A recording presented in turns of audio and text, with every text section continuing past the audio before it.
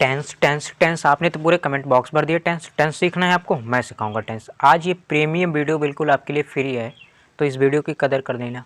आज आप टेंस सीख के ही जाएंगे, ये मैं गारंटी के साथ कह सकता हूँ।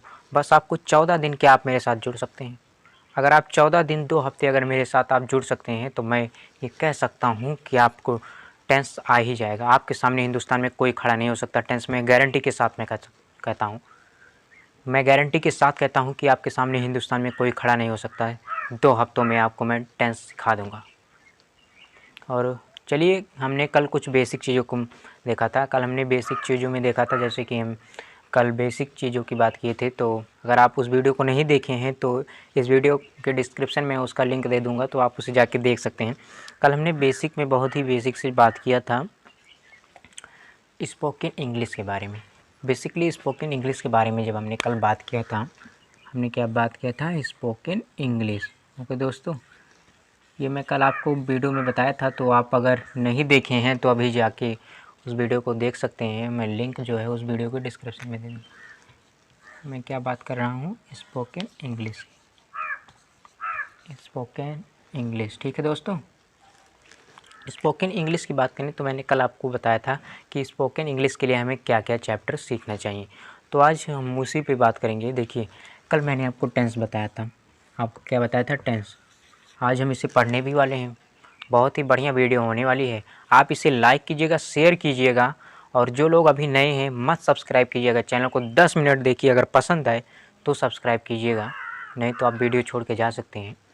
और हाँ, अगर आपको वीडियो अच्छा लगे तो आप चैनल को लाइक कर सकते हैं, सब्सक्राइब कर सकते हैं, शेयर भी कीजिएगा, क्योंकि मैं बहुत मेहनत से वीडियो बनाता हूँ आपके लिए।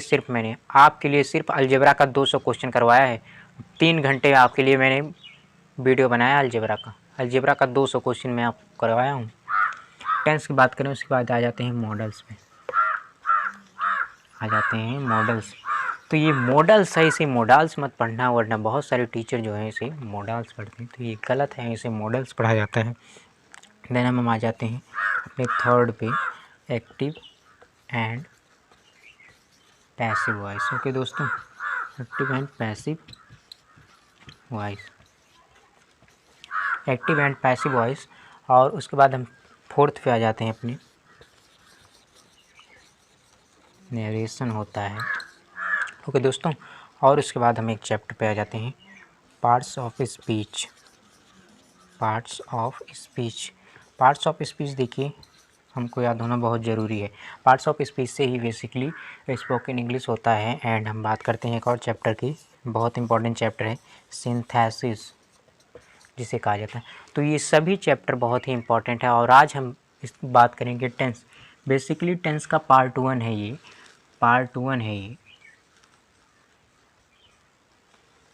टेंस का जो है हम लगभग 2 हफ्ते में वीडियो बनाएंगे, 2 हफ्ते तक, तो आप वीडियो देख सकते हैं। टेंस के बारे में आज हम बात करेंगे। और चलिए, आज हम टेंस के बारे में कुछ बेसिक चीज़ों को देखते हैं। तो चलिए, तो ये दोस्तों, मैंने आप यहाँ पे कुछ सेंटेंस के काइंड्स लिख दिए हैं आप सभी के लिए, जो टेंस में यूज होते हैं। मैंने बेसिकली यहाँ पे काइंड्स ऑफ सेंटेंस नहीं बताए, क्योंकि सेंटेंस जो होते हैं ये 5-6 प्रकार के होते हैं, तो मैंने भी यहाँ पे सेंटेंस नहीं बताया। बेसिकली मैंने बताया जो टेंस में इम्पोर्टेंट है हमारे लिए। इन सभी चीज़ों को हम बेसिक है, इन सभी को हम पता रहेगा हमको, तभी हम टेंस को कर सकते हैं। तो दोस्तों, आप इन सभी चीज़ों को नोट कर लीजिए। एक बार मैं बता देता हूँ। देखिए, पहला जो हमारा है अफर्मेटिव, यानी कि अफर्मेटिव जो है हमको सेंटेंस दे दिया जाता है टेंस में, तो हम उसे समझ नहीं पाते हैं, तो हम पहले बेसिक में उसको देखेंगे। अफर्मेटिव यानी सकारात्मक, यानी जिन वाक्यों में किसी तथ्यों या घटनाओं को अस्वीकार किया गया हो उसे सकारात्मक कहते हैं। और ये नेगेटिव है, यानी उसी का उल्टा, जिसे नकारात्मक कहते हैं। और ये इंट्रोगेटिव की बात करें तो इसमें प्रश्नवाचक है, और बात करें इसमें इंट्रोगेटिव नेगेटिव में तो ये प्रश्नवाचक नकारात्मक है। तो आप इन सभी चीज़ों को नोट कर सकते हैं। और चलिए, कुछ और हम देखते हैं यहाँ पे अपने। और हम टेंस में, हम सभी लोगों को पता है कि टेंस 3 प्रकार के होते हैं, प्रेजेंट होते हैं, पास्ट होते हैं, फ्यूचर होते हैं। जैसे वर्तमान काल और भूतकाल और भविष्य काल के नाम से जाना जाता है। तो मैं यहाँ पे लिख देता हूँ टेंस हमारे कितने प्रकार के होते हैं। ये देखिए, सबसे पहले मैं यहाँ पे लिख देता हूँ टेंस हमारे जो होते हैं, प्रेजेंट टेंस होते हैं, प्रेजेंट टेंस एंड सेकंड जो होता है हमारा पास्ट टेंस। पास्ट टेंस होता है। थर्ड जो हमारा हो जाता है फ्यूचर टेंस। तो इतना तो आप सभी लोगों को पता ही होगा। प्रेजेंट टेंस यानी वर्तमान काल जिसे कहा जाता है, पास्ट टेंस यानी भूतकाल जिसे कहा जाता है, फ्यूचर टेंस यानी जिसे भविष्य काल कहा जाता है। तो इतना तो आप सभी लोगों को पता होगा। अब इनके भी कुछ प्रकार होते हैं, उन सभी को हम देखते हैं। जैसे कि होता है इसमें कुछ टाइप्स होता है, इंडेफिनिट होता है। क्या होता है? इंडेफिनिट। यहाँ पे लिख देता हूँ इंडेफिनिट। एंड क्या होता है? कॉन्टिन्यूअस होता है। कॉन्टिन्यूअस को भी मैं लिख देता हूँ। एंड क्या होता है? परफेक्ट होता है। और क्या होता है? परफेक्ट कॉन्टिन्यूअस होता है। Perfect continuous. तो ये सभी प्रकार हैं। जैसे कि हमको प्रेजेंट टेंस पढ़ना होता है तो हम पहले प्रेजेंट इंडेफिनिट पढ़ेंगे, उसके बाद कॉन्टिन्यूअस पढ़ेंगे, फिर प्रेजेंट परफेक्ट पढ़ेंगे, फिर प्रेजेंट परफेक्ट कॉन्टिन्यूअस। ठीक उसी प्रकार पास्ट में भी होता है, past indefinite continuous, perfect continuous. ठीक उसी प्रकार फ्यूचर में भी होता है। अब इनके भी कुछ सेंटेंस के जो हमने बताया था आपको, अफर्मेटिव, नेगेटिव, इंट्रोगेटिव, नेगेटिव, तो इनके भी कुछ पार्ट होते हैं। चलिए उसको भी देख लेते हैं। मैंने आपको बताया था, क्या बताया था यहाँ पे, मैं देखिए यहाँ पे मैंने आपको बताया था अफर्मेटिव बताया था। क्या बताया था? अफर्मेटिव। तो आप इन सभी चीज़ों को नोट कर सकते हैं। अफर्मेटिव बताया था। और क्या बताया था मैंने? नेगेटिव बताया था आपको, इसे नकारात्मक कहा जाता है। अफर्मेटिव यानी सकारात्मक। तो आप नोट कर लीजिएगा नेगेटिव। एंड आ गया हमारा इंट्रोगेटिव, आ गया इंट्रोगेटिव। और क्या होता है? इंट्रोगेटिव नेगेटिव होता है। Interrogative negative. ठीक है दोस्तों। तो जैसे कि हमको प्रेजेंट टेंस पढ़ना पड़ता है जिसे हम वर्तमान काल कहते हैं, पास्ट टेंस यानी भूतकाल, फ्यूचर टेंस यानी कि भविष्य काल, इंडेफिनिट यानी कि अनिश्चित होता है, तो आप लिख लीजिएगा। कॉन्टिन्यूअस यानी कि जो कार्य लगातार चलता रहता है उसे कॉन्टिन्यूअस कहते हैं। और परफेक्ट यानी किसी भी कार्य का पूर्ण हो जाना परफेक्ट कहलाता है। परफेक्ट कॉन्टिन्यूअस की बात करें तो इसमें जो है ये कार्य तो पूर्ण हो जाता है, देन इसमें हमको टाइम भी दिया जाता है। कि मतलब कोई कार्य पूर्ण हो जाता है तो उसमें टाइम भी दिया, लेकिन इसमें टाइम नहीं दिया जाता है, इसमें टाइम दिया जाता है। कार्य तो इसमें भी पूर्ण हो जाता है लेकिन इसमें पूर्ण होकर समय दिया जाता है। जैसे कि वह 2 घंटे से खेल रहा है तो इसमें हमको समय भी दिया गया है, तो ये परफेक्ट कंटिन्यूअस है। अगर ऐसे होता वह खेल चुका है तो परफेक्ट हो जाता। एंड देन हमको क्या पढ़ना पड़ता है? इंडेफिनिट के अफर्मेटिव को पार्ट को पढ़ना पड़ता है, नेगेटिव की पढ़ना पड़ता है, उसके बाद इंट्रोगेटिव पढ़ना पड़ता है, इंट्रोगेटिव नेगेटिव पढ़ना पड़ता है। तो आप इन सभी चीज़ों को नोट कर लीजिएगा। और चलिए हम कुछ हेल्पिंग वर्ब देखते हैं। जैसे कि हम सभी को पता है कि हेल्पिंग वर्ब कितने टाइप के होते हैं। जैसे कि हम जानते हैं V1 होता है, V2 होता है, वर्ब की सेकंड फॉर्म, वर्ब की फर्स्ट फॉर्म, गो, वेंट, गॉन वर्ब की थर्ड फॉर्म। और उसके बाद क्या होता है? एक और फॉर्म होती है, फोर फॉर्म जिसे कहा जाता है, गोज़, गोइंग, और फिफ्थ फॉर्म जो गोज होता है। ठीक है। तो वर्ब की फर्स्ट फॉर्म यानी गो, सेकंड वेंट, थर्ड गॉन, और ये फोर्थ यानी गोज, और फिफ्थ यानी गोइंग। तो ये वर्ब की फोर फॉर्म होती है। और टेंस हमारे जो है ये 3 प्रकार के टेंस होते हैं, लेकिन तीनों में जो है 4 प्रकार के काइंड्स होते हैं, यानी इंडेफिनिट, कंटिन्यूअस, परफेक्ट कंटिन्यूअस। और इनके भी हर एक प्रत्येक पार्ट में भी हमको 4 टाइप देखना पड़ता है, अफर्मेटिव, नेगेटिव, इंट्रोगेटिव, नेगेटिव।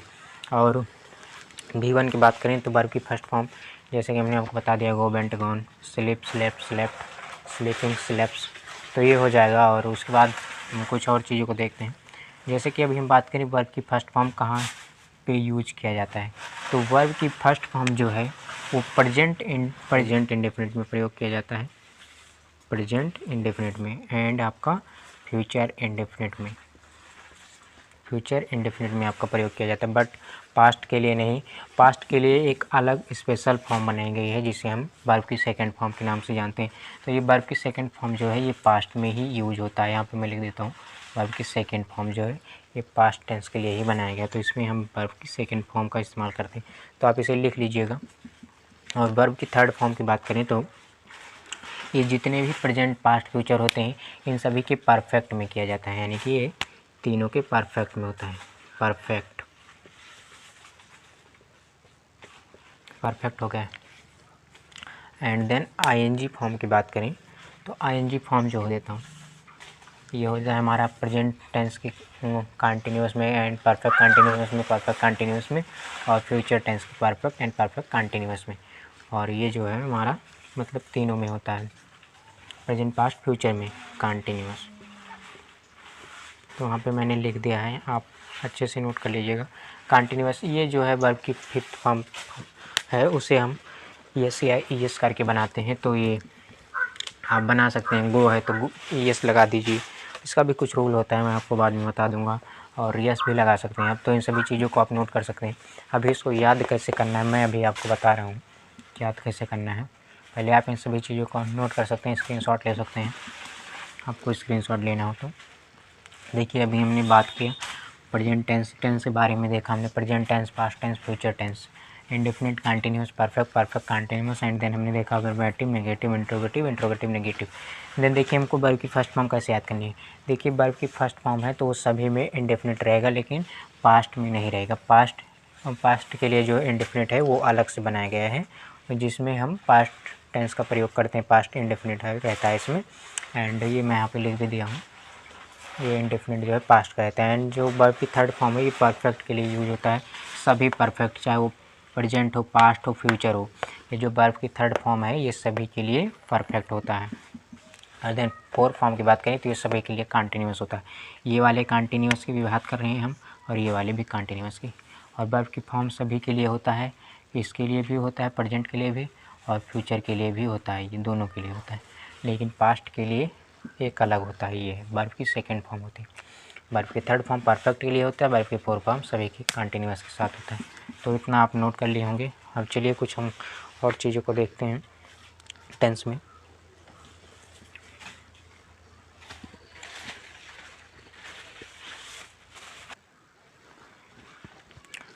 तो दोस्तों जैसा कि आप देख सकते हैं मैं यहाँ पे लिख दिया हूँ, और देखिए यहाँ पे मैंने क्या लिखा है, मैंने लिखा है प्रेजेंट इंडेफिनिट में जो हेल्पिंग वर्ब इस्तेमाल होती है, मैं उन सभी चीज़ों को यहाँ पे लिख दिया हूँ। तो आप देख सकते हैं, और यहाँ इस सभी चीज़ों को नोट भी कर लीजिए, आपको अगर स्क्रीनशॉट लेना है तो ले सकते हैं। देखिए हमने यहाँ पे क्या लिखा है, हमने लिखा है प्रेजेंट इंडेफिनिट टेंस में जो है डज और डू का प्रयोग होता है। प्रेजेंट इंडेफिनिट टेंस में जो है डज और डू का प्रयोग होता है। डज हम सिंगुलर के लिए प्रयोग होता है, डू जो है प्लूरल के प्रयोग होता है। एंड प्रेजेंट कंटिन्यूअस की बात करें तो उसमें इज एम आर का प्रयोग होता है। इज सिंगुलर के लिए प्रयोग किया जाता है, एम आई के साथ प्रयोग किया जाता है, आर जो है हमारा प्लूरल के साथ प्रयोग किया जाता है। तो आप इन सभी चीज़ों को लिख लीजिए अच्छे से। एंड देन नेक्स्ट बात करें प्रेजेंट परफेक्ट की, तो प्रेजेंट परफेक्ट में जो है हैज़ एंड हैव का प्रयोग किया जाता है। हैज़ जो हमारे सिंगुलर के लिए प्रयोग किया जाता है, एंड हैव जो है प्लूरल के लिए प्रयोग किया जाता है। एंड नेक्स्ट बात करें प्रेजेंट परफेक्ट कंटिन्यूअस की, तो इसमें has been and have been होता है। तो हैज़ बीन जो है हमारा सिंगुलर के लिए इस्तेमाल किया जाता है, हैज़ बीन जो है सिंगुलर के लिए, एंड हैव बीन जो है प्लूरल के लिए। बात करें पास्ट इंडेफिनिट टेंस की, तो पास्ट इंडेफिनिट में केवल एक ही हेल्पिंग वर्ब होता है जो कि आप सिंगुलर और प्लूरल के लिए यूज कर सकते हैं, वो डिड है। डिड आप सिंगुलर और प्लूरल के लिए भी प्रयोग कर सकते हैं, सिंगुलर प्लूरल दोनों के लिए पास्ट इंडेफिनिट टेंस में।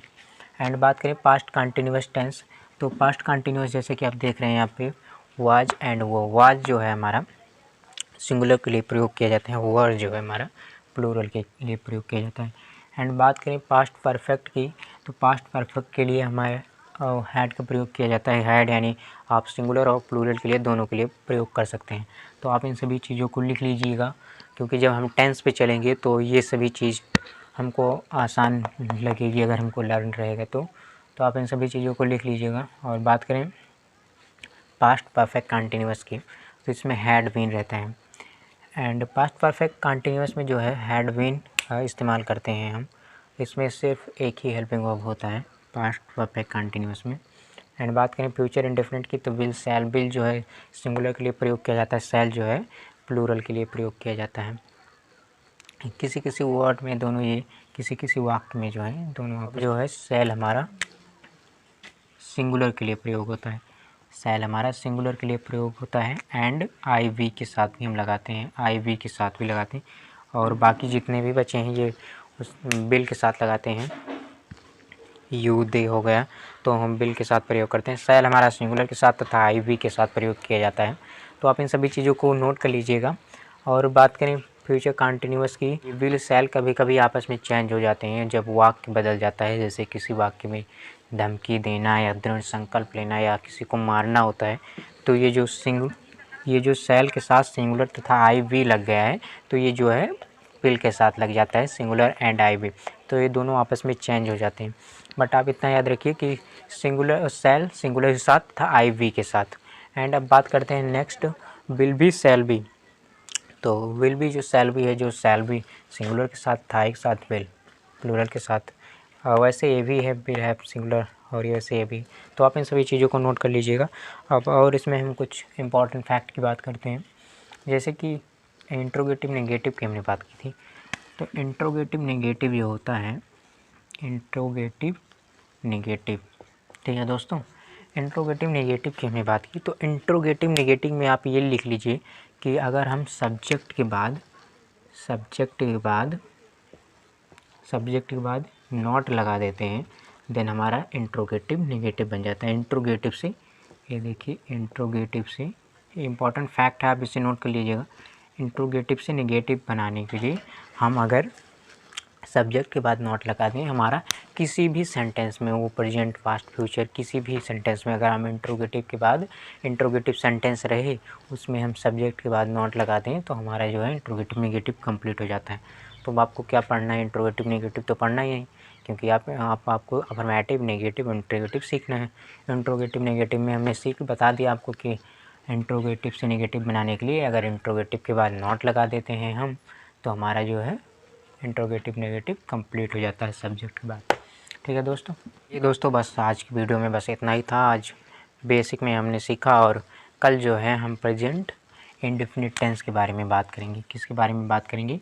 प्रेजेंट इंडेफिनिट टेंस के बारे में कल हम बात करेंगे। तो आप लोग कल ज़रूर वीडियो देखिएगा, क्योंकि प्रेजेंट इंडेफिनिट का कल हम स्टार्ट कर देंगे, स्पेंट एज और डू। और हाँ, जितना भी चीज़ मैं बताया हूँ आप सभी याद कर लीजिएगा। अफर्मेटिव नेगेटिव, अगर आपको वीडियो समझ में ना आए तो आप 2 बार 3 बार वीडियो को देख सकते हैं। तो प्रेजेंट इंडेफिनिट और जो मैंने कल इंग्लिश की बेसिक वीडियो बनाई थी उसको भी आप देख सकते हैं। लिंक मैं इस वीडियो के डिस्क्रिप्शन में दे दूँगा, तो आप उसे जाके देख सकते हैं। और कल हमारा जो है प्रेजेंट इंडेफिनिट स्टार्ट हो जाएगा। तो बस इस वीडियो में इतना ही था। Thanks for watching.